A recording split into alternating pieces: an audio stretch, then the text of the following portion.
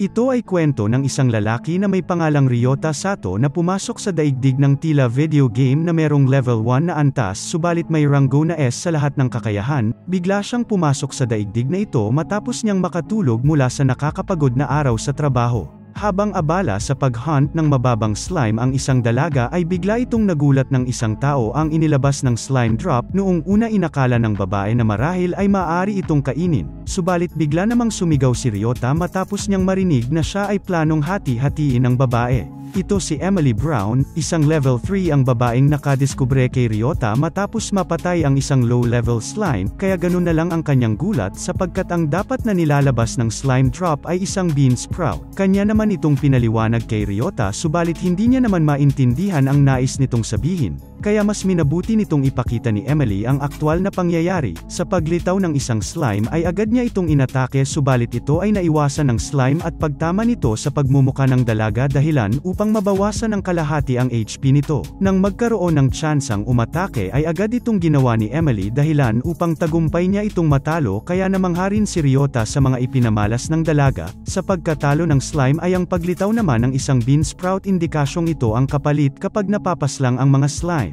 Ayon kay Emily na ang level ng Tellurium B1 ay bean sprout ang nilalabas ng mga slime drop kaya ganun na lamang ang pagkabahala ni Ryota sapagkat wala siyang maalala at bago pa sa kanya ang mga ganitong kaganapan.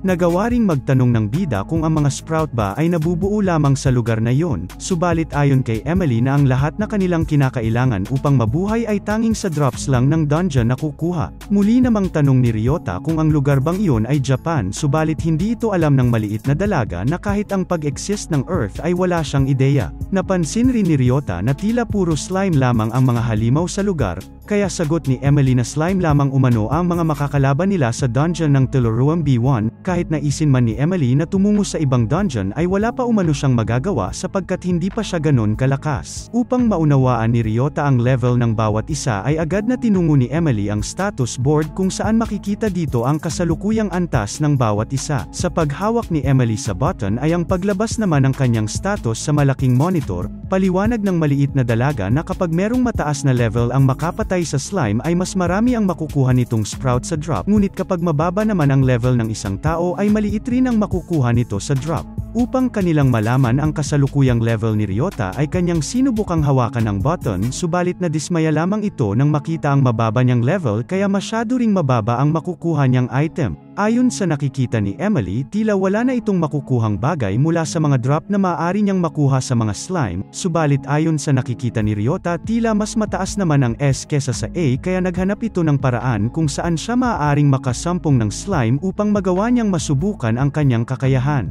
Subalit wala itong sandata na maaaring gamitin, hindi naman nag-alinlangan si Emily na pahiramin ito ng sandata, subalit sa buong akala na makakaya niyang mabuhat ang hawak na sandata ng maliit na dalaga ay bigla siyang nagulat sapagkat aabot sa 100 kilo ang timbang nito na hindi niya kayang maangat. Kaya isang kawayan ang ibinahagi ni Emily kay Ryota kasabay ang biglang lapit ng slime sa kanila. Walang pag-aalinlangan na sinugod ito ng bida na kahit masyado itong mag-alaw ay matagumpay niya pa rin itong nasaksak. Sa paglitaw ng drop ay bigla silang nagulat sapagkat masyadong marami ang sprout sa drop nito na tila hindi akma sa level 1 na si Ryota. Wika ni Emily na sa loob ng 2 taon niyang pag-hunt ng mga slime sa lugar ay wala pa siyang nakuhang ganon karaming sprout sa loob lang ng isang drop. Kung kaya tama ang pagkakaalam ni Ryota na mas mataas ang S kesa sa A at pagtanong niya kay Emily kung may nakilala na ba itong may S na kakayahan, subalit sagot nito na wala pa umano. Bago pa muling magpatuloy ay mas minabuti muna nilang kumain dahil sa kumikilam na tiyan ni Ryota, agad namang niluto ni Emily ang sprout na kanilang nakuha kaya ganun na lamang ang tuwa ni Ryota sapagkat napakasarap umano nito na mas mainam kung may kasama pang alak. At nang kanyang hinigop ang sabaw nito ay biglang pamatak ang luha sa kanyang mga mata na pinagtaka naman ng dalaga. Ayon kay Ryota bigla niyang naalala ang mga bagay noong siya ay nabubuhay sa alam niyang mundo. Anya na matagal-tagal na rin mula nang merong taong sumabay sa kanyang kumain, anya na maaga pa siyang umaalis sa kanyang tahanan at inaabot na ng gabi sa pagtatrabaho na ang tanging kinakain ay mga malalamig na pagkaing nabibili niya sa convenience store kapag meron siyang madadaan ng tindahan.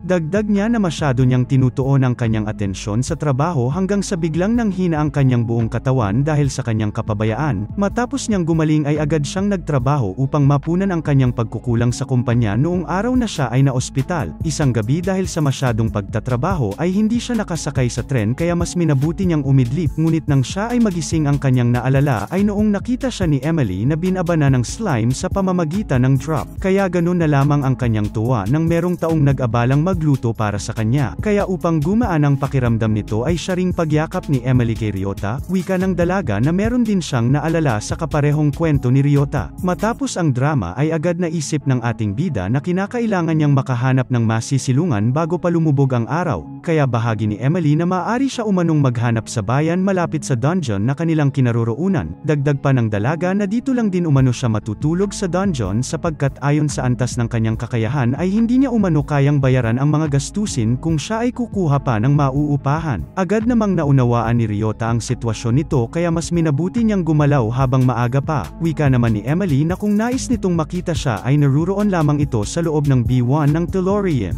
Kinaumagahan ay agad namang naibenta ni Ryota ang mga sprout na kanyang nakuha mula sa drop ng mga slime. Anya na ang isang tumpok ng bean sprout ay nagkakahalaga ng 200 piro. Subalit ang pinakamurang bahay na maaari nilang matuluyan ay nagkakahalaga ng 2,000 piro at ang ramen ay nagkakahalaga ng 500 piro, kaya muli siyang bumalik sa dungeon upang mag-hunt ng mga slime, ngunit dahil sa kanyang kakayahan na nasa ultimate na level ay mabilis siyang nakaipon para sa hinahangad niyang bahay. Agad niya ring dinala si Emily sa bahay upang ipakita ang bago nitong tahanan. Habang namamangha ang dalaga ay agad namang ibinigay ni Ryota ang susi dito, anya na ito ay kanyang ibibigay sa dalaga dahil sa tulong na ibinigay nito lalo na sa iniluto nitong pagkain para sa kanya. Subalit wika ni Emily na handa umano siyang magluto ng mas marami pang soup para kay Ryota at sabay rin silang kakain, kaya nais niyang manatili si Ryota sa bahay at sila ay magsama sa iisang bubong.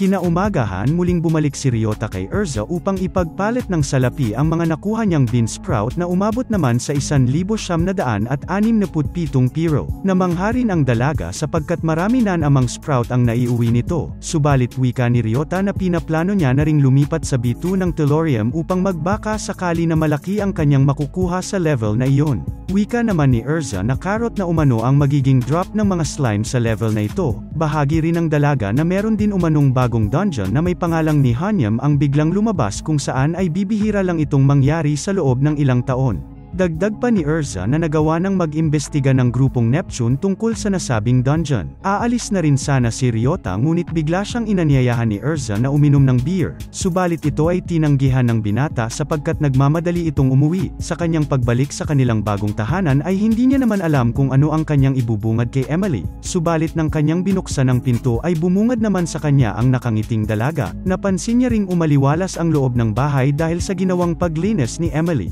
At mas lalong gumaan ang kanyang pakiramdam nang ibinigay sa kanya ng dalaga ang isang towel na may kasamang tea, kaya ganun na lamang ang kanyang tuwa. Kinaumagahan ay sinadya niyang subukan ang bagong dungeon na Nihanium, agad niyang tinungo ang B1 nito. Noong una ay inisip niyang ito ay isang abandonadong dungeon hanggang sa isang skeleton ang biglang lumapit sa kanya. Noong una ay hindi niya ito pinag-isipan ng masama, subalit nang magawa nitong mavesak ang malaking bato ay ang bigla niya ring pag-atake dito, subalit hindi naaapektuhan ng nilalang at pag-amba nitong atikihin si Ryota, hanggang sa tuluyang nasira ang malaking bato dahilan upang magkaroon siya ng pagkakataong mapinsala ang ulo nito na siyang kahinaan ng halimaw.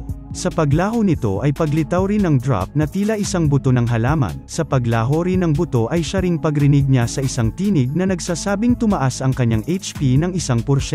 Sa muli nilang pagsuri sa status ni Ryota ay siya ring pagkagulat ni Emily sapagkat nag-increase man ang HP nito ay nanatili pa ring level 1 si Ryota. Kaya sa kanilang pagtungo ni Emily sa bagong dungeon ay ang pagpatay din ng dalaga sa halimaw, subalit walang drop na lumalabas mula dito. Matapos makapatay ng halimaw ay sinubukan nila itong ipahawak kay Emily, subalit tumatagos lamang ang kamay nito sa buto. Kaya na-realize ni Ryota na tila ang dungeon na ito ay para lamang sa mga piling tao na merong rank S na abilidad. Sa kanilang pagbalik sa kanilang tahanan ay ang pagbahagi naman ni Ryota na sa pagkakataong ito ay handa niya ng puntahan ang B2 ng Tellurium upang subukan kung gaano na siya kalakas. Kaya hindi rin magawang hindi mag-alala ni Emily sapagkat masyado na umanong ginagamit ni Ryota ang kanyang katawan na minsan ay kinakailangan niya rin umanong magpahinga, kaya muling nakaramdam ng kaginhawaan ang bida sapagkat mula sa kanyang pinagmulang mundo ay walang taong nag-aalala sa kanya kaya mas minabuti niyang ituon ang kanyang buong atensyon sa trabaho. Kaya upang hindi na mag-alala si Emily ay ang pangako niya ring babalik umano siya bago pa lumubog ang araw. Sa pagtungo ni Ryota sa B2 ng Tellurium ay ang pagtama naman ng atake ng berdeng slime subalit sa di inaasahang pagkakataon ay wala siyang naramdamang sakit dahil sa mataas na level ng kanyang HP, nang matagumpay niyang masaksak ang slime ay ang pag-drop din ng isang malaking carrot. Hindi rin nagtagal at merong slime ang muling aatake subalit ito ay agad na napaslang ng ibang grupong umiikot sa lugar. Wika ng isang lalaki ay masyado umanong mahirap para sa mga baguhang adventurer ang lugar na yon, kaya mabilis ding tiningnan ng kasamahan nito ang status ni Ryota. Matapos malaman na siya ay level 1 ay isang nakakainsultong halakhak ang ginawa ng mga ito bago nilisan ang lugar. Hindi rin napansin ni Ryota ang paglapit ng isang babaeng may tenga ng hayop. Bungad ng babae kung siya ba ay level 1 na walang pag-aalinlangang sinagot naman ni Ryota ng oo, subalit wika ng babae na ayaw niya umano sa mga katulad nitong mababang level kasabay ang paghampas nito sa ulo ni Ryota na ikinagulat naman ng babae at agad na nilisan ang lugar. Sa kanyang pagbalik sa kanilang tahanan ay ang pagbigay niya naman ng malalaking carrot kay Emily. Anya na ibibenta nila ang dalawa nito na nagkakahalaga ng 8,000 piro ang bawat isa at pag-decide na lulutuin umano nila ang isa nito. Bigla naman silang natigilan nang may biglang kumatok sa pinto. Sa pagbukas ni Ryota ay ang pagbungad naman ng babaeng kanyang nakita sa B2 ng Tellurium at muling paghampas nito sa ulo ni Ryota sa di malamang dahilan. Nagulat rin si Emily sa babae, subalit wika ni Ryota na wala rin siyang ideya maliban sa ito ay kanyang nakita sa loob ng dungeon. Sa di inaasahang pangyayari ay ang muli nitong paghampas ng ulo ni Ryota at nang makita na tila walang nangyayari ay ang paghila rin ng babae sa isang tao na mayroong low level kasabay ang paghampas nito ng kanyang kamay sa ulo ng lalaki na mabilis namang nawalan ng malay. Kaya ganun na lamang ang pagkagulat ni Ryota at Emily. Wika naman ng babae na ganun dapat ang mangyayari kay Ryota kapag ginagawa nitong hampasin si Ryota sa ulo, subalit ayon sa kanyang nakikita tila wala itong epekto. Kaya na-realize din ni Ryota na marahil ito ay dahil sa HP niyang may rank S na abilidad. Kanya ring itinanong sa babaeng may tenga ng bunny kung ano ba ang intensyon nito at ito'y tumungo sa kanilang tahanan. Mabilis namang inilabas ng babae ang isang malaking carrot na nahulog ni Ryota mula sa dungeon. Anya pa na gusto niya pa ng maraming carrots. At nang makita nito ang mga carrot na nasa loob ng tahanan ay ang pagkatuwa naman nito, kaya wala ring pag-aalinlangan na ito'y niyaya ni Emily na sabayan silang kumain. Matapos magluto ni Emily ay ang sabay din nilang pagkain dito na ikinatuwa ni Ryota at ng babaeng may tenga ng bunny. Agad ding nagpaalam ang babae matapos itong kumain, at sa muling pagpasalamat ni Emily kay Ryota sapagkat bago pa siya binigyan ng tahanan ni Ryota ay palagi umano siyang kumain na mag-isa at ito lang ang unang pagkakataon na meron siyang nakasabay at may kasama pang bisita. Na gayon din ang naramdaman ni Ryota noong ito ay nasa nakaraan niyang buhay. Kinabukasan ay ang pagbalik rin ni Ryota sa dungeon ng Nehonium subalit sa pagkakataong ito ay sa level 2 na ito tumungo. Anya na handa niyang protektahan ang kasalukuyan niyang sitwasyon upang hindi na nito muling maramdaman ang pakiramdam sa nakaraan niyang buhay. Bigla namang lumabas ang isang zombie, subalit dahil sa kawayan na kanyang sandata ay ang bigla niya ring pagsaksak sa halimaw sa di inaasahang pagkakataon ay bigla itong nasira at pag-atake naman ng nilalang. Ngunit dahil sa ultimate nitong kakayahan kaya hindi man lang siya nagawang masaktan ng halimaw. Sa pagsapak niya sa nilalang ay ang pagdikit naman ng kulay nito sa kanyang kamao hanggang sa ito'y kanyang tinadyakan dahilan upang mabawian ng buhay ang nilalang kasabay ang muling paglabas ng isang buto. Sa pagpulot niya dito ay ang bigla rin nitong pagkawala at pagrinig sa isang tinig na nagsasabing ang kanyang lakas ay tumaas ng 1%. Bigla namang natigilan si Ryota nang marinig niya ang boses ng babaeng bunny at paglapit nito kasabay ang muling paghampas sa kanyang ulo. Tanong nito na kung ano umano ang drop ng halimaw, subalit na pag-isip ni Ryota na ang buong akala ng lahat ng tao sa lugar ay walang drop na nanggagaling sa Nehonium maliban na lang sa mga may kakayahang nasa rank S kaya mas minabuti niyang itago ito sa babaeng bunny. Subalit tanong nito na kung meron na ba siyang carrot at mas mainam umano kung sila ay tumungo sa Telulo. Nagawa rin itong ipapili si Ryota na kung buhay ba o carrot kaya ganun na lamang ang pagkataka ni Ryota sapagkat dahil lamang sa carrot ay gagawin nitong pumatay. Di rin naman nagtagal at nagawa niyang magsang-ayon kaya ganun na lamang ang tuwa ng ng babae kasabay ang mabilis nitong paglisan sa lugar. Hindi naman masukat akalain ni Ryota na kung bakit ganun na lamang ang nais nito sa Carrot. Dahil sa pambihirang kakayahan ni Ryota kaya mabilis lang itong bumalik sa bayan habang dala ang marami at malalaking Carrot. Sa kanyang pagpasok sa palitan ng loots ay ang pagsipat niya rin sa babaeng bunny na ikinagulat ng mga taong nakapalibot sa kanila. Wika ng mga ito na wala umanong adventurer ang may kakayahang maglakad ng direkta sa direksyon ng Killing Rabbit. Subalit mas ikinagulat ng mga ito nang tinanggap nito ang Carrot na kanyang ibinahagi, at dahil sa kanilang nakikita kung kaya mabilis na lumapit si Erza at bahalang nagtanong kung ang babaeng bunny ba ay kanyang kakilala. Sagot naman ni Ryota na ito'y binigyan niya lang naman ng Carrot at ngayon ay tila gusto na siya nito. Matapos itong mabahagi ay ang pagkabigla naman ng mga taong nasa silid. Mabilis ring nag-decide si Erza na for double retail value ay kukuhain niya ang Carrot sa 2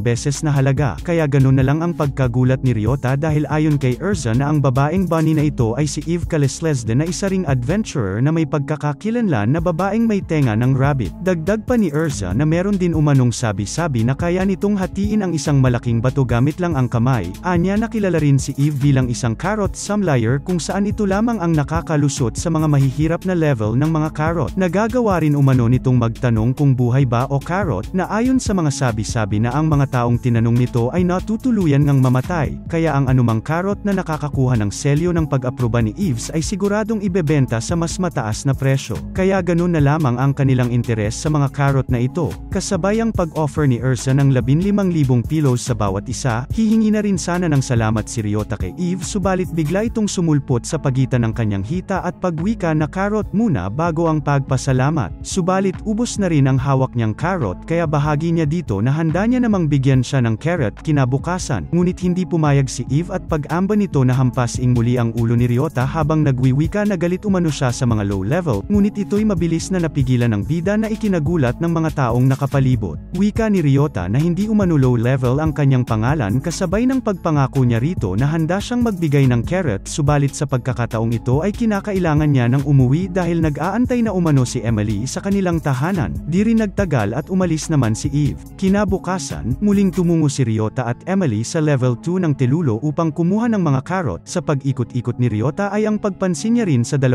panauhin na nilalabanan ang isang slime ngunit dahil sa pagod tila wala na ring lakas ang babae upang makipaglaban hanggang sa dumating ang isang matanda at mabilis na paghawak ng 2 sa slime upang hiwain ng matanda. Ayon sa nasasaksihan ni Ryota ito ang pinuno ng 2 iyon. Anya na malakas ito subalit maliit lang ding Carrot ang lumabas sa drop ng slime. Humingi rin ng kaunting pahinga ang lalaking estudyante nito gayong magdadalawang araw na rin silang hindi nagpapahinga. Subalit pasiga na wika ng matanda na sila umano'y mahihina sapagkat noong bata pa lamang umano siya ay ilang linggo ang kanyang binilang sa loob ng dungeon upang magsanay kaya ganun na lamang umano siya kalakas. Sa paglisan ng 3 sa lugar ay ang paghiling rin ni Ryota na sana ay hindi niya na lang yun napansin sapagkat muli niya lang naalala ang dati niyang amo sa dati niyang trabaho kung saan ito ay nagbibigay ng mga imposibleng trabaho at pagbigay rin ito ng mga salitang nagbibigay ng pakialam sa kanila bilang isang empleyado na tila magkapareho sa kasalukuyang sitwasyon ng 2 estudyante ng matandang nakabalute.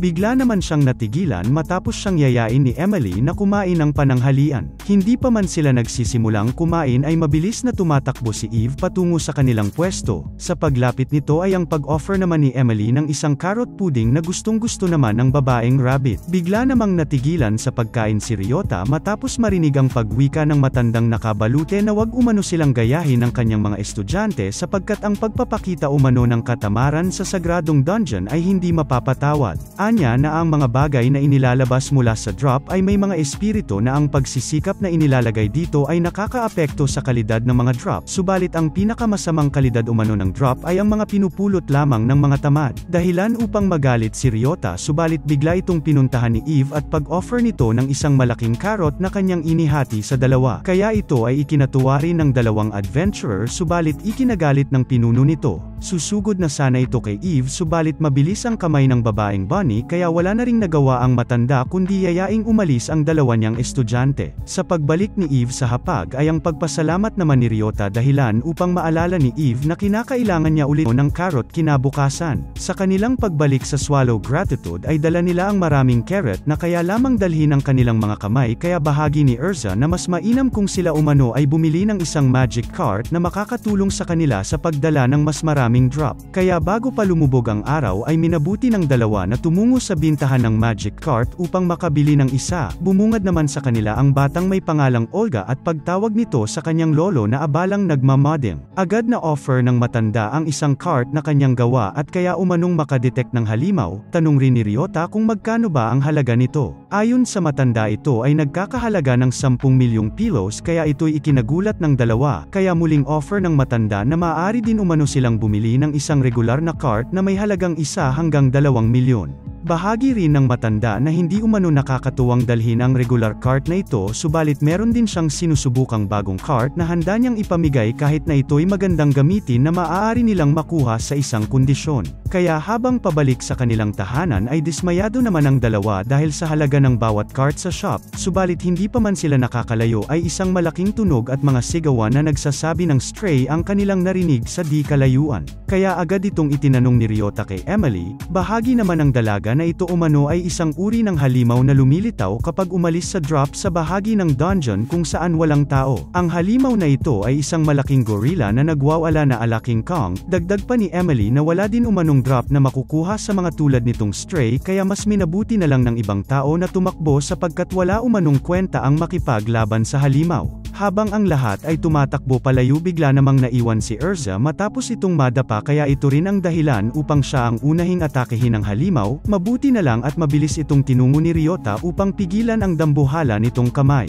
Di naman nagtagal at agad na tumulong si Eve kasama ang iilang adventurer, at matapos makitang ayos lang si Erza habang pinagmamasdan ang nasirang mga gusali ng kanilang city ay ang pag-decide ni Ryota na patayin ang nagwawalang stray. Habang palapit ay ang pagsigaw naman ni Ryota na siya ay bigyan nila ng sapat na distansya upang magawa niyang makalapit sa halimaw. Bigla namang natigilan ang mga adventurer sapagkat hindi ito karaniwan sa mga mababang level, gayong level 1 lang naman ito. Isang malaking bato naman ang ihahagis ng halimaw na agad namang napigilan ni Emily, gayon din ang kasamahan ni Eve upang si Ryota ay makalapit. At dahil sa pagkakahawak ng mga tao sa kamay at paa ng nilalang ay ang pag-atake naman nito gamit ang ulo na siya ring ginamit ni Ryota. Kaya lubos na lang ang pagkamangha ng mga taong nakakita dito. Sa pagsapak niya sa katawan ng halimaw ay ang tuluyan rin itong paglaho at pagkatuwa naman ng taong bayan sa kanyang kabayanihan. Habang si Ryota naman ay natutuwa matapos makatanggap ng papuri mula sa maraming tao ay bigla niya namang narinig ang isang tunog na indikasyong merong drop ang nanggaling sa halimaw. Kaya upang masiguro na tama ang kanyang narinig kanina ay ang pagtanong niya kay Emily na ang stray ay walang drop na pagsang-ayon naman ng dalaga. Subalit matapos ang mga kababalaghan sa dungeon ng Nihonyam ay ang pag-isip niya rin na marahil ay pareho din ito sa mga adventurer na may kakayahang nasa rank S, at nang kanila itong puntahan ni Emily ay ang pagsilay rin nila sa isang liwanag. Sa paglaho ng liwanag ay ang pagbungad naman ng isang baril na may kasamang bala ang kanilang nakita. Na-realize rin ni Ryota na tila ang armas na ito ay hindi pa nag-e-exist sa mundong ito, subalit ito ang naging drop ng stray. Muli ring tinungo ni Ryota ang status board upang tingnan kung ano na ang kasalukuyan niyang lakas, subalit tumaas man ang mga ito ay nanatili pa rin siyang level 1. Ngunit kahit ganun pa man siya ay natutuwa pa rin sapagkat nakikita niya na nag-e-improve naman ang kanyang mga skills. Di rin nagtagal at muli siyang bumalik sa level 2 ng Nihonyam upang subukan ang bago niyang armas. Sa paglapit ng isang zombie ay ang pagpaputok niya rin dito kasabay ang paglitaw ng drop, kaya ito ay nakumpirma niyang isang baril. Hindi rin nagtagal at may 3 pang mga halimaw ang papalapit sa kanya. Sa pagtama ng mga bala dito ay ang paglaho rin ng mga ito, kaya napaisip rin si Ryota kung papaano pa siya makakakuha ng mga bala sa bago niyang armas. Kasalukuyan namang nakikipaglaban si Emily sa slime na mabilis namang naiwasan ng kanyang kalaban, kasabay ang paglaho rin ng slime dahil sa ginawang atake ni Ryota. Nang sila ay magpahinga, wika naman ni Emily na ang bago nitong armas ay bago lamang sa kanyang mga mata,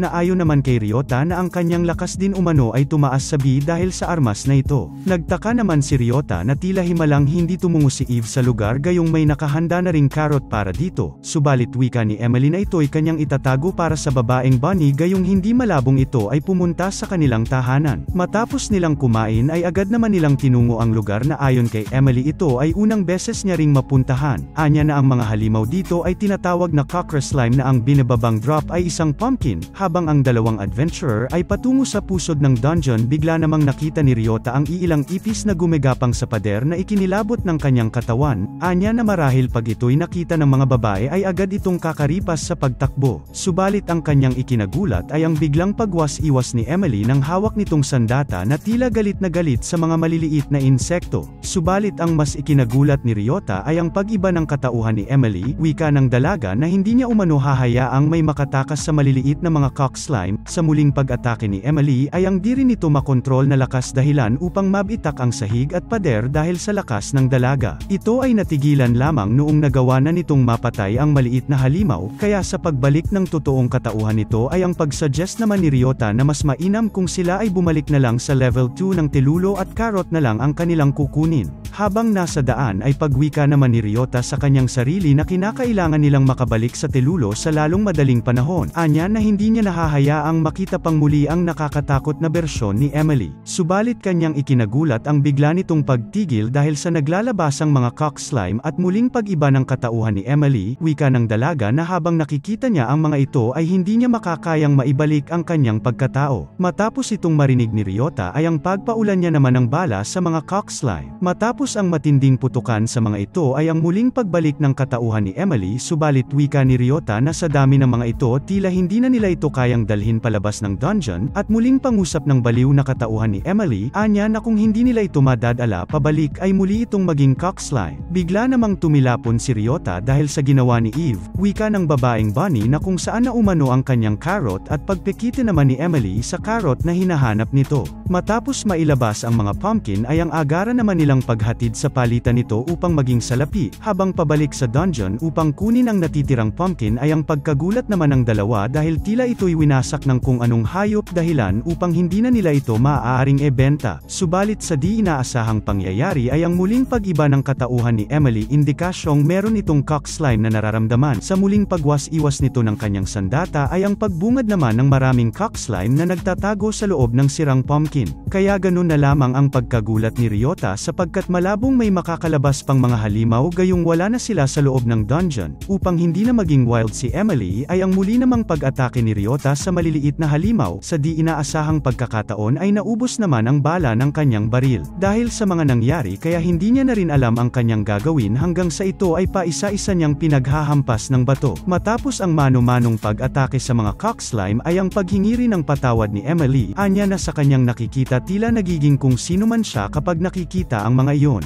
Di rin nagtagal at biglang lumabas ang maraming bala mula sa di kalayuan. Sa pagsapit ng gabi ay sinadyang puntahan ni Ryota si Erza upang magbaka sakaling may alam ito sa mga nangyari. Ayon kay Erza na kapag iniwan nila ang drop sa kung saang lugar na walang tao ay magdudulot ito ng paglabas ng halimaw, kaya muling naalala ni Ryota ang isang dambuhalang gorilla na kanilang nakalaban. Habang abalang nag-iisip sa mga maaari niyang maging hakbang sa naiisip niyang plano ay hindi niya naman narinig ang pag-imbita ni Erza na kung maaari ba silang kumain sa isang restaurant, upang masubukan kung meron ba talagang lalabas na halimaw sa drop kapag walang tao ay ang pag-try niya naman sa isang carrot habang nakatago sa isang puno. Sa di inaasahan bigla naman itong tinungo ni Eve kasabay ang pagkain sa carrot bungad ng babaeng bunny na ang carrot umano ay para sa mga rabbit. Sa pag-alis nito ay ang muli namang pag-try ni Ryota sa isang carrot, di naman nagtagal at bumungad sa kanya ang muling pagbalik ng anyo nito bilang isang slime kasabay ang pagbaril niya dito at pagbungad naman ng mga bala. Kaya habang kinukuha ang drop ng slime ay ang pag-isip niya naman na papaano kaya kapag ito'y kanyang ginawa sa mga zombie at sa kalansay na makikita sa Nehonium. Kinabukasan ay ang pagtungo niya naman sa dungeon nito. Sa pagpulot ng drop mula dito ay ang agaran rin itong paglaho, kaya muling pag-isip ni Ryota na papaano niya kaya may lalabas ang drop nito gayong mabilis lang itong nawawala. Hindi na rin tumataas ang kanyang HP gayong nasa pinakamataas na antas na ito. At pag-decide rin ni Ryota na lumabas na ng dungeon sapagkat tila wala na ring magandang mangyayari sa naisip niyang plano. Habang abalang naglalakad palabas ng dungeon bigla namang lumapit ang isang buto. Habang siya ay nakikipagbuno sa halimaw ay ang dahan-dahan naman nilang paglapit sa pinto ng dungeon. Sa di inaasahan, ito ay kanyang nasipa dahilan upang makalabas ito sa dungeon. Noong una inakala niyang ito ay magiging isang stray subalit bigla lang itong naglaho. Upang ma-confirm ay ang muli namang paglapit ni Ryota kay Erza, bahagi ng dalaga na ito nga ay sadyang nawawala kapag nakakalabas ng dungeon o dili kaya ay may mga stray na nakapalibot dito. Dagdag pa ni Erza na kapag ito ay nahulog sa maling palapag ay kusa na lang itong lalaho. Sa ganang paraan kaya nananatiling magkapareho ang mga halimaw sa bawat palapag ng dungeon. At muling pag-invite ni Erza kay Ryota ngunit mabilis namang nagpasalamat ang bidang adventurer dito at mabilis na tumakbo upang subukan ang bago niyang ideya. Sa kanyang pagbalik sa dungeon ng Nehonium ay minabuti niyang maghintay sa bandang pinto ng dungeon. Sa paglapit ng halimaw ay ang kanya ring pagtilapon na bago pa ito maglaho ay kanya itong binaril sa pagbabaka sakali na may bagong drop ang magmumula dito. Sa tamang hinala ay ang pagwika naman ng isang boses na meron siyang nakuhang drop na isang freezing bullet mula sa kalansay na kanyang natalo. Mabilis niya rin itong pinasok sa cylinder ng baril at pagpaputok sa isang patay na puno upang malaman ang kaya nitong gawin na kanyang ikinagulat sapagkat kaya nitong ma-freeze ang buong puno. Matapos malaman ang ganitong bagay ay siya ring pagbalik nila ni Emily sa level 2 ng Telulo upang kumuha ng mga karot mula sa mga slime.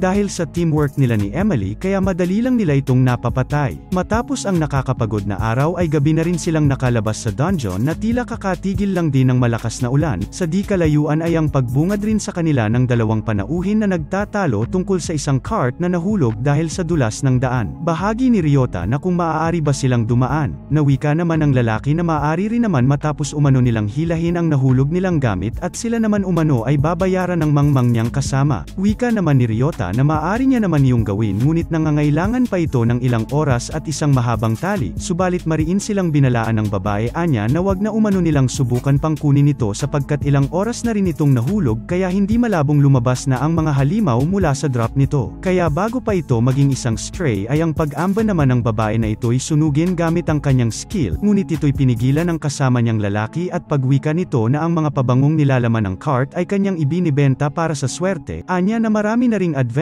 ang kanyang binayaran upang ipunin ang mga ito kaya ganun na lamang ang kanyang galit noong ito ay nahulog. Sa ang pagsampal sa babae ay ang pagkagulat naman ng tatlo sapagkat masyadong malakas ang lalaki dahilan upang bumitak ang malaking bato at pagbungad ng isang femini, bahagi ng babae na ang halimaw na ito ay nagtataglay ng isang tao at ginagamit ito bilang isang nursery upang itaguyod ang sarili nito. Upang hindi na ito kumalat sa katawan ng lalaki ay ang pagpaputok naman ni Ryota dito na siyang dahilan ng mabilis na paglaho ng nilalang kasabay ang muling pagbalik ng mga balang ginamit niya upang matalo ang halimaw. Sa muli nilang pagsilay sa nahulog na gamit ng lalaki ay ang unti-unti ring pagkalat ng hamog ng femini na ayon sa babae ay maaari itong kumalat patungo sa bayan na maaring dahilan upang magkaroon ng hukbo ang nasabing halimaw, anya na bilang siya ang naatasang sumama sa matanda ay kasalanan niya rin umano kung bakit yun nangyari. At muling pagbalik ng alaala ni Ryota sa kanyang katrabaho noong ito ay nagkaroon ng pagkakamali, wika nito na siya umano ang may kasalanan kaya siya rin ang responsable na ayusin ang bagay na yon. Gusto niya mang tumulong ngunit mas inisip pa rin ni Ryota ang kanyang sarili. Kaya mabilis niyang pinigilan ang babae sa plano nitong pagbaba kasabay ang pagbigay ng kanyang tulong dito. Matapos mapuno ng freezing bullet ang kanyang baril ay ang pagpaputok niya sa cart kasabay ang pag-atake ni Emily upang tapusin na ang nagbabadyang panganib patungo sa kanilang bayan. Matapos ang kaganapan ay ang paghingi naman ng pasalamat ng babae. Di maglaon ay agad silang tumungo sa status board upang tingnan ang kasalukuyang kakayahan ni Emily na tila tumaas at pagkatuwa naman ng dalawang adventurer. Kaya nagawa ring magpasalamat ni Emily kay Ryota, anya na marahil kapag siya ay mananatiling kasama ni Ryota ay tila mas may maganda pang mangyayari.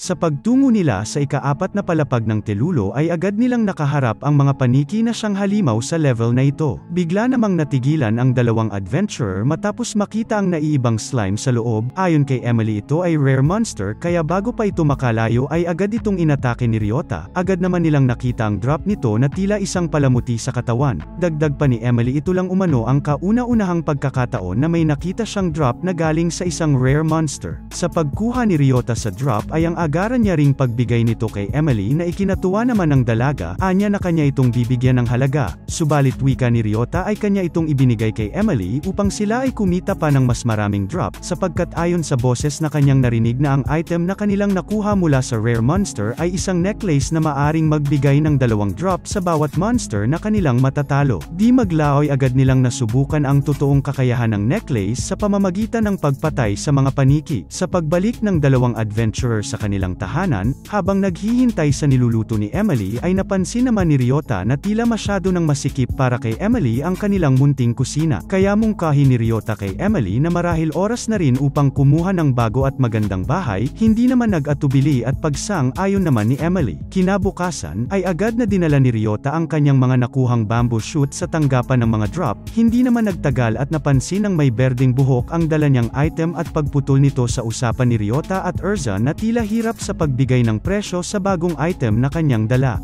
Ito si Eric Macy, wika nito na kung maaari bang siya na lang ang bibili ng mga drop na nais ibenta ni Ryota kay Erza, at pagwika naman ng bidang adventurer na maaari din naman umano nitong kunin ang isa at mabilis na paghiwa ng babae sa isang bamboo shoot. Sa pagtikim nito ay ang pagkatuwa ng babae dahil sa sarap, anya na ito lang ang unang pagkakataon na siya ay nakatikim ng malasang bamboo shoot. Kaya bago pa ito tuluyang maibenta ni Ryota kay Erza ay ang pagsambit naman ni Macy na lahat ng bamboo shoot na meron si Ryota ay kanyang bibilhin, at matuwa-tuwa namang pagsang-ayon ni Erza. Dahil sa interesadong pagkuha ni Macy sa mga bamboo shoot ay ang pag-isip naman ni Ryota na marahil ay magbibigay ito ng malaking halaga, at pag-abot naman ni Macy sa 20,000 pilos na halaga ng bamboo shoot na kanyang nakuha. Ayon kay Erza, si Eric Macy ay kilala bilang The Epicture, kung saan lahat ng mga approved nitong pagkain ay paniguradong may kapalit na mataas na halaga. Kaya hindi na nagpaligoy-ligoy si Erza, anya na nais niyang mag-sign sa isang kasunduan si Ryota kung saan ay tanging sa tanggapan lang ni Erza siya magbibenta ng mga bamboo shoot. Dagdag pa ng dalaga na kapag ito'y kanyang ibibenta ay lalagyan niya rin ito ng brand na nanggaling kay Ryota.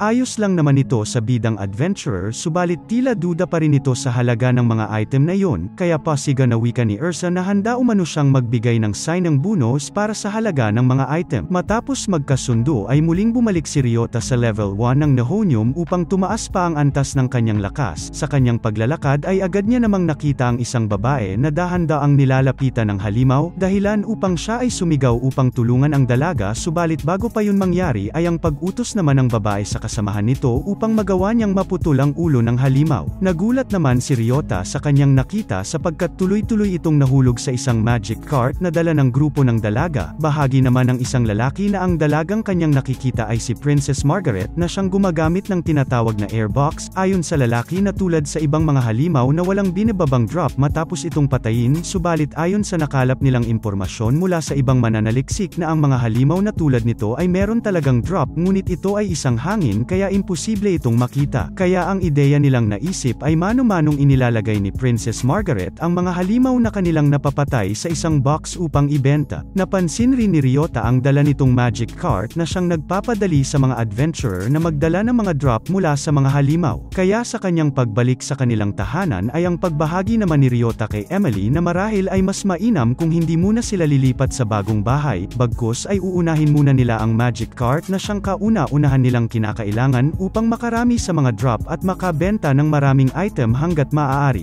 Kinaumagahan, ay agad nilang tinungo ang bentahan ng mga magic cart, subalit nagulat naman sila nang marinig na umiiyak si Olga. Sa pagpasok ng dalawa ay ang paglapit naman ng mga ito sa bata. Bahagi ni Olga na ang kanyang ama ay hindi nakauwi matapos itong magpaalam na aalis upang kumuha ng isang bulaklak. Ayon kay Emily na ang natatanging lugar upang kumuha ng mga bulaklak ay tanging nasa dungeon lamang ng arsenic. Sa pagpasyang tumungo sa dungeon na ito ay ang pagsilay naman ng dalawang adventurer sa mga halimaw na tinatawag na Dundee Rocks. Ang mga halimaw na ito ay hindi gumagalaw at hindi rin umaatake, subalit sila ay natigilan matapos nilang makita ang iilan sa mga ito na nakaharang sa kanilang daan. Sa pagsubok na patayin ang halimaw gamit ang baril ay ang pagkamangha naman ni Ryota dahil bumalik lamang ang bala na kanyang ginamit. Hindi na rin nag-atubili pang sumugod si Emily upang mabilis silang makadaan sa lugar. Ayon sa nakikita ni Ryota na ang lakas ni Emily ay sadyang lumakas at gayon din ang hawak nitong maso. Hindi rin naman naging mahirap ang paghahanap nila sa ama ni Olga dahil nakahil ata ito sa gitna ng daan. Subalit nang kanila itong lapitan ay mahimbing lang itong natutulog na siyang ikinagalit ni Emily dahil nagawa nitong iwanan ng bata na nag-aalala at natatakot habang iniisip na marahil ay kung ano na ang nangyari sa matanda. Kaya humingi rin ng paumanhin ang matanda dahil sa kanyang ginawa. Paliwanag nito na siya umano ay pumunta sa dungeon upang kumuha ng mga bagay na kanyang kinakailangan para sa bagong magic cart na nais niyang gawin. Nagawa niya na ring makakuha ng heavy rock kung kaya light rock na lang ang kanyang kinakailangan. Sa pagpatuloy ng kanyang paglalakad ay nagawa namang maharangan ng Dundee Rocks ang daan kung kaya mas minabuti niyang manatili sa loob hanggang siya ay nakatulog. Itinuro rin ng matanda ang nais niyang makuha na light rock kung saan ito ay isang uri ng Dundee Rocks na nakalutang sa hangin. Agad namang nakaisip ng plano si Ryota kung papaano ito makukuha. Sa tulong ng dalawang adventurer kaya mabilis lang rin nilang nakuha ang drop nito. Upang Upang maipaliwanag ng maayos kung ano ang plano ng matanda ay mas minabuti muna nilang lumabas ng dungeon, tulad sa ginawa ni Ryota upang makuha ang kanyang mga bala ay ang pag-iwan rin ng matanda sa drop upang bumalik ito sa pagiging Dundee-Rock. Bahagi pa ng matanda na kinakailangan nila itong makuha sa oras na ito'y maging halimaw sapagkat maaari itong umangat sa ere gayong walang kisame ang nakaabang, hindi tulad sa loob ng dungeon. Sa pagbalik ng drop, sa totoo nitong anyo ay ang pagtalon naman ng matanda upang kunin ito, subalit mabilis ang nilalang na siyang dahilan upang gamitin ni Ryota ang kanyang freezing bullet. Matapos makuha ang kanilang kinakailangan ay ang pagbalik rin ng tatlo sa progress upang gawin ang makabagong magic cart na gawa ng matandang Orton. Agad rin itong ibinahagi ng matanda kay Ryota na siyang tinanggihan ng bidang adventurer sapagkat masyado umano itong mahal para sa isang regalo. Subalit wika ng matanda na hindi ito isang regalo bagkus ay isang reward dahil sa kanyang kabayanihan noong nagawa niyang mailigtas ang kanilang bayan mula sa Stray. Sa pagbalik ng dalawang adventurer sa level 4 ng Telulo ay minabuti nilang dalhin ang bago nilang magic cart upang mapaglagyan ng mga drop. Hindi rin nagtagal at agad nilang nas agad ang kapasidad na kayang dalhin ng cart. Hindi pa man lumulubog ang araw ay agad na bumalik si Ryota kay Erza. Habang palapit ay agad niya ring napansin ang isang lalaki na nakikipagsagutan sa dalaga. Ayon sa lalaking kalbo na hindi umano patas ang price na ibinibigay ni Erza at tanging kasinungalingan lamang umano ang mga ito, hanggang sa sinubukan nitong sapakin ang dalaga. Natigilan naman ang kalbo matapos barilin ni Ryota ng freezing bullet ang kamay nito. Mariinding wika ni Ryota na hindi umano nagsisinungaling sa presyo si Erza at upang siya ay paniwalaan ng mga tao ay siya ring paggamit niya sa bagong cart na merong kakayahang e-calculate ang saktong presyo ng bawat drop. Subalit hindi naniwala ang kalbong lalaki at pagsapak nito kay Ryota, subalit ang kanyang maling kilos ay siya ring dahilan upang ito ay mapahiya at makatulog ng maaga sa maling lugar. Matapos ang insidente ay ang paghingi naman ni Erza ng pasalamat kay Ryota, wika pa ng bidang adventurer na hindi siya magdadalawang isip na muli itong tulungan sa oras na ito'y muling mangangailangan ng tulong, kaya hindi na rin napigilan ng dalaga at siya ay hinalikan. Dahil sa hindi pa lumulubog ang araw ay muling bumalik si Ryota at Emily sa level 4 ng Telulo upang kumuha pa ng mga bamboo shoot na ayon sa bilang ng kanilang magic cart ito ay nagkakahalaga na ng 200,000 pilos na siyang kanilang ginamit upang makalipat na sa bago nilang tahanan. Kinaumagahan sa paggising ni Ryota ay nakahanda na rin ang kanyang magiging agahan na inihanda ni Emily. Bigla rin siyang nagulat matapos magwika si Eve na marahil ang mga nilutong carrot ni Emily ay masarap rin umano, kaya wika ni Ryota kung ano ba ang ginagawa nito dito na sinagot naman ng babaeng bunny na kung saan man naruroon ang carrot ay doon rin ang rabbit. Sa muling pagbalik ni Ryota sa level 1 ng Nihonyam ay nakaharap naman nito ang isang mommy at di niya rin napansin ang pagkaubos ng kanyang bala. Matapos mapulot ang drop mula sa mommy ay agad niya namang narinig ang tinig na nagsasabi na ang kanyang bilis ay tumaas ng 1%.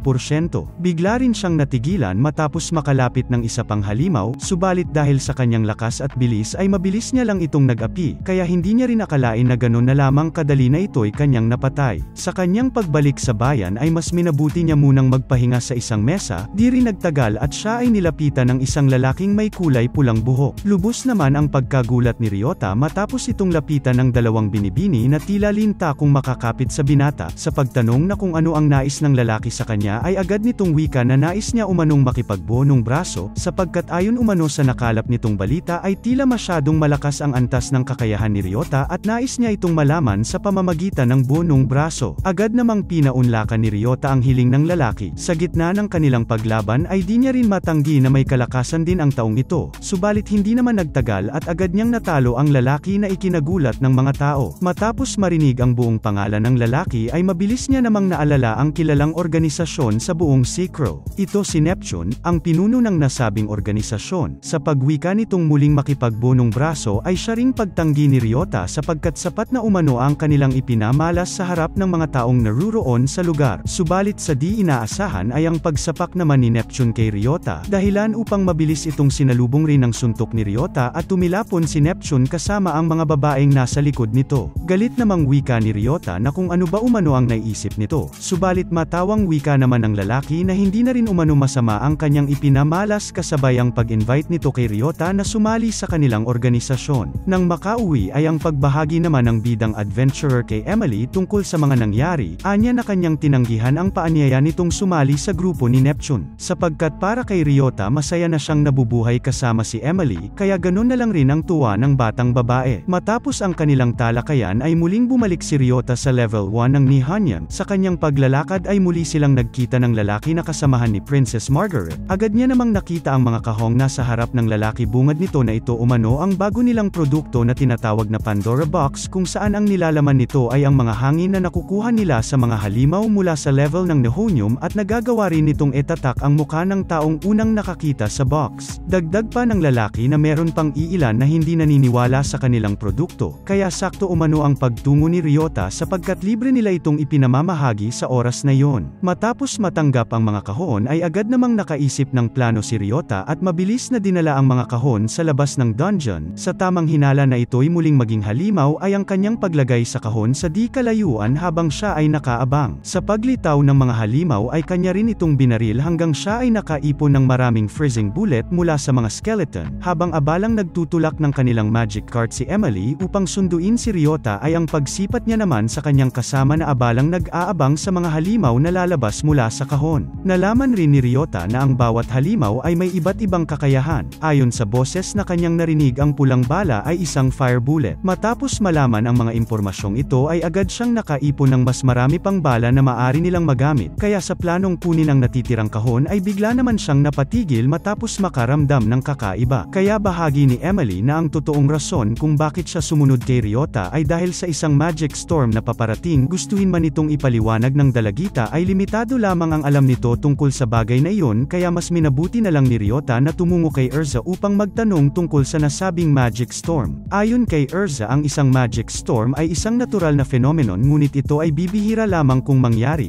Anya na ang paglaganap nito ay isang kaganapan na walang sinuman ang maaaring makagamit ng anumang magic sa kanilang bayan. Nakadepende rin umano ang kakayahan ng magic storm sa kung gaano ito kalaki na kahit pa sa loob ng dungeon ay hindi nila magagawang magamit ang kanilang magic. Dagdag pa ni Erza na ang papalapit na magic storm ay masyadong malaki kaya maaari nitong maapektuhan ang magic ng isang adventurer sa loob ng dungeon. Bigla rin silang natigilan matapos marinig ang isang tinig na humihingi ng tulong. Wika ng lalaki na kinakailangan niya ng tulong upang iligtas ang partner niyang si Rosa na kasalukuyang nasa loob ng Silicon. Bahagi ni Erza na ang dungeon ng Silicon ay isang lugar kung saan ang mga adventurer na pumapasok dito ay puro magic user. Nagawa ring magmakaawa ng lalaki na may pangalang Reyes sa iba pang mga adventurer, ngunit ang mga ito ay tumangging tumulong, gayong alam ng mga ito na sila ay mahihirapan kapag sinubukan nila itong pasukin. Ayon pa kay Erza na si Reyes at Rosa ay maagang pumasok sa dungeon at mas piniling pumunta sa tanggapan ng mga drop matapos ang kanilang pakikipagsapalaran sa loob ng dungeon, kung kaya hindi agad nito nalaman ang nagbabadyang panganib na dulot ng magic storm.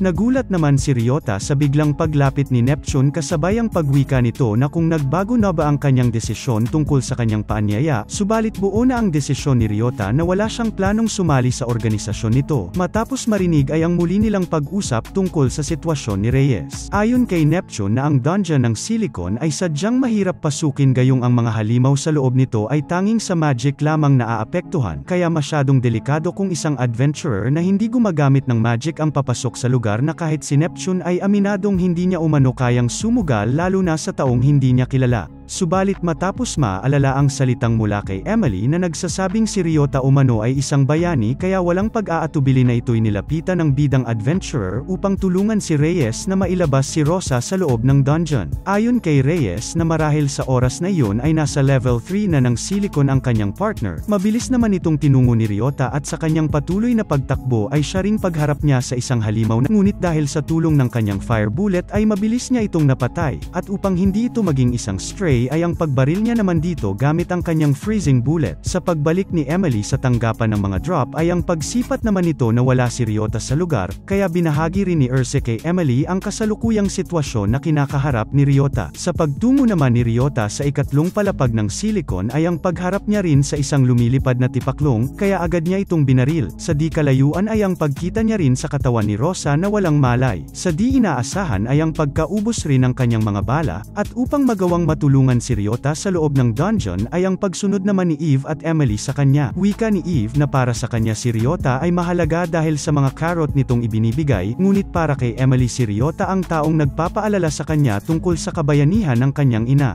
Bata pa lamang si Emily ay sinasama na siya nito sa loob ng dungeon upang ipakita sa kanya ang aktwal na ginagawa nito sa loob. Isang malakas, masiyahin at mabait na adventurer ang kanyang ina, subalit isang araw matapos itong makipaglaban sa isang stray na dragon ay ang tuluyan rin itong paghina, dahil sa walang ibang tao ang makakatulong sa kanila sa loob ng dungeon kaya wala na ring choice si Emily kundi buhatin ang kanyang ina palabas ng lugar. Sa ganitong paraan ay magagawa nilang maiwasan na ito'y maging stray. Habang nasa daan ay ang pagwika naman ng kanyang ina na naway ang kanyang pagkawala ay hindi magiging dahilan kung bakit hindi nababalik ng dungeon si Emily, kaya ang pagpangako rin ng batang Emily na magpatuloy na makipagsapalaran sa loob ng dungeon. Dahil sa kanyang nakikita ay tila may pagkapareho sa pananaw sa buhay si Ryota at kanyang ina lalo na pagdating sa pagtulong sa mga nangangailangan. Kasalukuyan namang hinahabol ng mga halimaw si Ryota habang akay-akay si Rosa. Tinangka niya ring gamitin ang ordinary bullet ngunit ito'y balewala lang sa mga halimaw. Hindi na rin alam ni Ryota ang maaaring hakbang laban sa mga ito hanggang sa kanyang nakasalubong si Emily at Eve habang hinahabol ng mga zombie. Ayon kay Emily na ginawa nilang gawing stray ang laman ng kahon upang magkaroon si Ryota ng sapat na bala upang labanan ang mga halimaw ng silicone. Sa ganitong paraan kaya mabilis ring nakakuha ng sapat na fire bullet si Ryota upang maubos ang mga halimaw ng silicone. Sa kanilang paglabas ng dungeon ay ang pagkatuwa naman ni Reyes, ngunit si Rosa ay lubos na nasaktan at wika ni Reyes na wala rin umano siyang kakayahan upang gamutin ito gayong hindi pa rin umiiral ang paggamit ng magic sa lugar. Hindi naman ito naging problema kay Ryota dahil ang bagong bala na kulay puti ay isang hilang bullet na siya ring ginamit niya upang matulungan si Rosa sa natamo nitong pinsala. Hindi rin maunawaan ni Reyes ang kanyang naramdaman dahil sa tuwa. Matapos makitang umaayos na ang kalagayan ni Rosa ay ang pagpasalamat naman ni Reyes sa grupo na tumulong sa kanya upang mailabas ang kanyang partner sa loob ng dungeon. Sa nakikita ni Emily tila hindi naiiba si Ryota sa kanyang ina, at sa pag-alis ng dalawang adventurer ay ang pagpasalamat rin ni Ryota sa dalawang babae na tumulong sa kanya upang mailabas si Rosa sa panganib na dulot ng magic storm. Dahil sa angking galing ni Ryota kaya naging madali na lang sa kanya ang tumungo sa ibang level ng dungeon kasabay ang pagdala ng watermelon sa tanggapan ng mga drop. Nang ito ay handa ng dalhin ni Erza sa kusina ay ang pagwika naman ni Eric na siya na umano ang bahala na hatiin ang prutas. Matapos mahati ay ang pagtikim naman ng babae sa watermelon kasabay ang pagwika nito na ang kanyang pakiramdam ay nasa isa siyang beach habang ito'y kanyang tinitikman. Dahil sa kanyang mga sinabi kaya dali-dali ding kumuha ng slice ng pakwan ang mga tao upang matikman ang prutas. At muling paghiling ni Erza kay Ryota na kung maaari ay muli itong maglagda sa isang kontrata na siya ay magbibigay lamang sa tanggapan lang ni Erza ng mga pakwan. Kaya ito'y ikinatuwa ni Ryota sapagkat malaking halaga din ang magiging kapalit ng mga ito. Ngunit napansin rin ni Erza na tila pataas na nga ang level na pinupuntahan ni Ryota kaya tanong ng dalaga na kung meron na ba siyang lisensya kung saan ito ay isang permiso na maaari na siyang tumungo sa matataas na level ng dungeon, ngunit hindi pa alam ng bidang adventurer ang tungkol dito. Kaya bahagi ni Erza na ang bawat level ng dungeon na di tataas sa 5 palapag ay maaaring pumasok ang mga baguhang adventurer gayong hindi naman ganun kadelikado ang level na ito. Ngunit ang level mula 6 hanggang 10 ito ay nangangailangan na ng lisensya na pinangalanan nilang License 1, ngunit ang level 11 hanggang 15 ay nangangailangan naman ng License 2. Dagdag pa ni Erza na ang mga adventurer na walang lisensya na tumungo at naghunt sa mataas na level ay hindi umano nila maaaring bilhin ang mga item na ito. Agad naman itong naunawaan ni Ryota at pagmungkahi rin ni Erza na mas mainam kung ito ay kukuha ng nasabing lisensya. Sa pagdesisyong kumuha ng lisensya ay ang pagtungo naman ni Emily at Ryota sa maaaring pagkunan nito. Agad namang bumungad ang lalaking nakaupo habang naninigarilyo. Sa pagwika ni Ryota na nais niyang kumuha ng lisensya ay ang paghanap naman ng lalaki sa achievement na meron si Ryota. Agad namang sagot ni Ryota na nagawa niya na umanong magdala ng isang pakwan mula sa level ng Telulo, ngunit hindi lang ito ang nais malaman ng lalaki at kumuha ito ng isang uri ng melon na dinala sa isang silid. Wika ng lalaki na ang melon na ito ay isang drop mula sa level 6 ng Telulo. Anya na bago makuha ni Ryota ang License 1 ay kinakailangan niya munang matalo ang isang stray mula dito. Binalaan din siya nito na ang stray na ito ay hindi umano katulad sa mga low-level monster na kanyang nakaharap sa mababang level ng mga dungeon.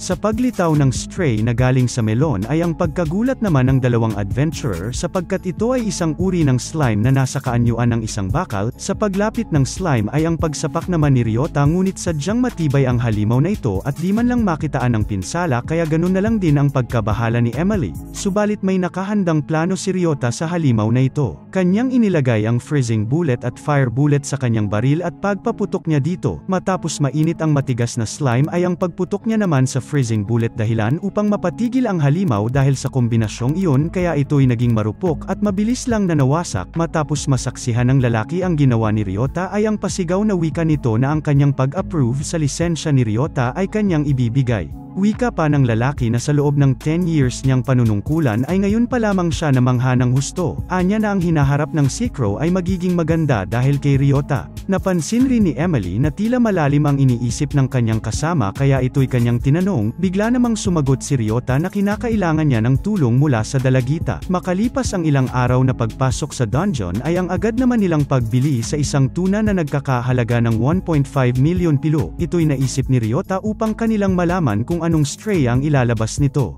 Sa paglabas ng halimaw ay siya ring pagkagulat ni Emily sapagkat ito ay gorilla na katulad sa unang stray na umatake sa kanilang bayan. Ngunit dahil sa tulong ng baril na may balang freezing bullet ay walang kahirap-hirap na ito'y agarang napatay ni Ryota. Sa pag-drop ng item mula dito ay ang pagwika ni Ryota na tama umano ang kanyang hinala na ito'y magbababa ng isang baril na may kasamang mga bala. Ayon kay Ryota na maaari niya itong magamit sa pamamagitan ng pag-combine ng magkaibang bala sa pamamagitan ng sabay niyang pagpapaputok. Dahil sa mga narinig kaya si Emily ay nabahala sapagkat isang malakas na armas na naman ang bagong item ni Ryota. Sa kanyang pagbalik sa Ortana upang ipagbili ang kanyang mga nakuhang item ay ang pagpansin rin ni Ryota na tila may iniindang problema si Erza, bahagi ng dalaga na ang grupong Adalbert ay hinaharangan ang daanan patungo sa level 6 ng Silicon kung saan ang item na makukuha dito ay isang bigas. Dahil sa kaganapang ito kaya pinipilit ng mga adventurer na taasan ang presyo ng bigas at kung hindi umano ito gagawin ni Erza ay mapipilitan silang hindi na dito magbenta ng kanilang mga item. Sa pagtungo ni Ryota sa bungad ng Silicon ay ang pagtawag naman sa kanya ni Neptune, bahagi ng binata na siya ay hiniling ng mga tao na tumungo sa lugar upang puksain ang nasabing grupo. Anya na ang grupong ito ay perwisyo na din sa mamamayan. Ngunit agad namang nag-request si Ryota na kung maaari ay siya na lang ang umayos sa gulo upang pigilan sa panggugulo ang nasabing grupo. Sa pagpasok ni Ryota sa level 6 ng Silicon ay ang pagharap naman sa kanya ng tatlong kalalakihan na nakabantay sa bungad ng ika-6 na palapag. Sa pagtutok ng baril ni Ryota sa mga ito ay ang pagtawag din ng isa sa mga lalaki sa kanilang mga kasamahan na nakatago lamang sa likod ng pader. Matapos makita ang buong grupo ay ang walang pag-aalinlangan na pagputok ni Ryota sa mga ito gamit ang dalawa niyang baril dahilan upang mag-combine ang dalawang bala at pagtulog naman ng mga bandido. Paliwanag ni Ryota na kapag ang dalawang hilang bullet ay mag-combine dito ay magiging isang sleeping bullet katulad rin sa combination ng freezing at fire bullet na magre-resulta sa isang erasing bullet o paglaho ng kung anuman ang matatamaan nito. Anya na nagawa na nilang subukan ni Emily ang lahat ng kombinasyon ng kung anong bala ang meron siya. Matapos mailabas ang buong grupo ay taimtim naman siyang pinagmasdan ng isang kalbong lalaki na agad siyang pinatawag sa opisina nito. Ito si Clint Gray, ang chief sa mga dungeon ng buong Secro at siyang may mataas na posisyon sa buong bayan. Ayon sa kalbong Clint na meron umano siyang nais na pabor kay Ryota, anya na kinakailangan niya ng tulong ni Ryota sa isang labanan na maaring maganap sa loob ng bagong dungeon kontra sa kalapit nilang bayan ng Hetero. Dagdag pa ni Clint na ang mga dungeon mula sa silangan ay may mga karneng binababa. Kilala rin umano ang Hetero bilang bayan na puno ng mga hayop at ang nakikita nilang problema ay maaring pag-agawa ng kanilang bayan ang bagong dungeon gayong sa kalagitnaan ng Secro at Hetero ito lumabas. Malaki rin ang posibilidad na kalahating gulay at mga karne ang nilalaman ng bagong dungeon dahil sa tuwing binibili ang mga nahulog na item ay sinisingil naman ang buwis at ang pagmamay-ari naman ng dungeon ay gumagawa ng malaking pagkakaiba sa kalusugan ng ekonomiya ng bayan. Dahil sa mga pasigaw na wika ng kalbo ay mas minabuti nitong lemunin ang mga sugar cube na tila wala ng kinabukasan. Ito'y kanyang ginagawa upang pekalmeyan ang kanyang sarili kaya gulat na gulat si Ryota gayong mas mukhang takot pa ang diabetes na lumapit sa pagmumukha ng kalbo. Sa pagpatuloy ng kanilang talakayan ay ang pagbahagi ni Clint na ang bayang maaaring magmay-ari ng dungeon ay sa pamamagitan ng kung sino ang mas may maraming rare drop na makukuha sa nasabing dungeon.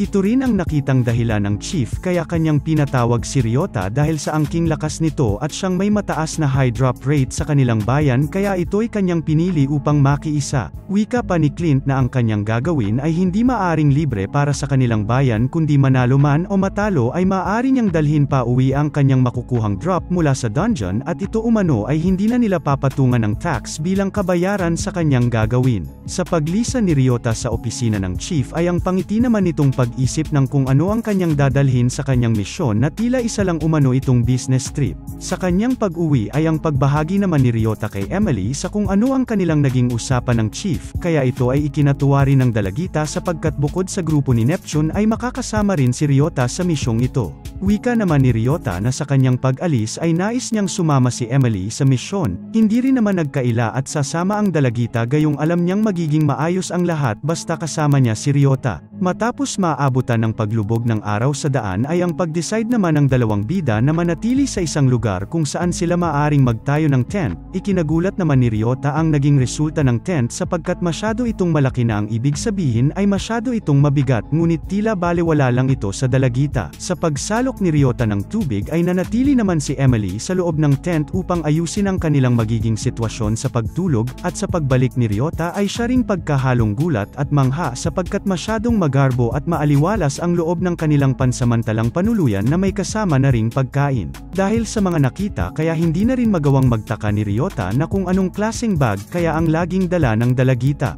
Hindi pa man nagagalaw ni Ryota ang dessert na inihanda ni Emily ay ang pagwika naman ng dalagita na kanya munang susunugin ang basurang naipon mula sa kanyang paglinis. Ayon kay Emily na sa kanilang bayan ay may taong naatasang kumuha ng mga basura upang ito'y dalhin sa isang lugar at sabay-sabay na sunugin ngunit sa pagkakataong ito ay obligado siyang gumawa ng bagay na yon. Dagdag pa ni Emily na kung hindi niya ito susunugin ay maaari itong maging isang malakas na stray, kaya napaisip si Ryota ano kaya ang mangyayari kung ito ay hahayaan nilang maging stray at kung ano ang magiging drop nito. Sa kanilang pagtago sa likod ng isang bato ay ang paglabas rin ng isang halimaw na Frankenstein, ginawa rin itong atakihan ni Emily subalit buong lakas nitong sinalag ang hawak niyang maso. Sa pagkakataong umatake ay ang pagpaputok naman ni Ryota ng kanyang baril gamit ang isang fire bullet, subalit balewala lang ito sa halimaw at sa pagpasyang ipag-combined ang dalawang fire bullet kaya nakalikha ito ng lumiliyab na apoy na siyang dahilan upang ito'y tuluyang mapatay. Kinabukasan ay kanilang sinubukan ang nakuha nilang bala mula sa halimaw na Frankenstein.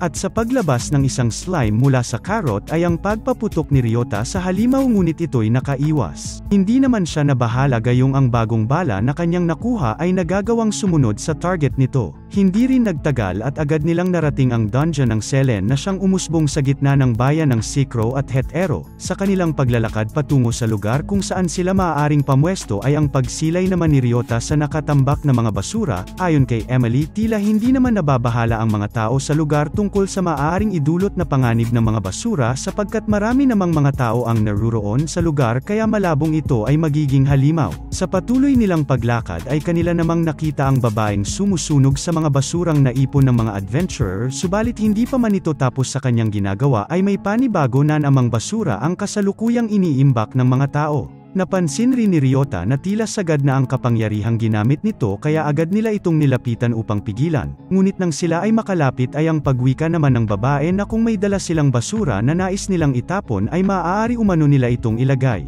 Di rin ito nagpatigil sa kanyang ginagawa sapagkat kinakailangan niya umano itong gawin, kaya bigla rin itong nawalan ng malay matapos muling sumubok na gawin ang kanyang magic.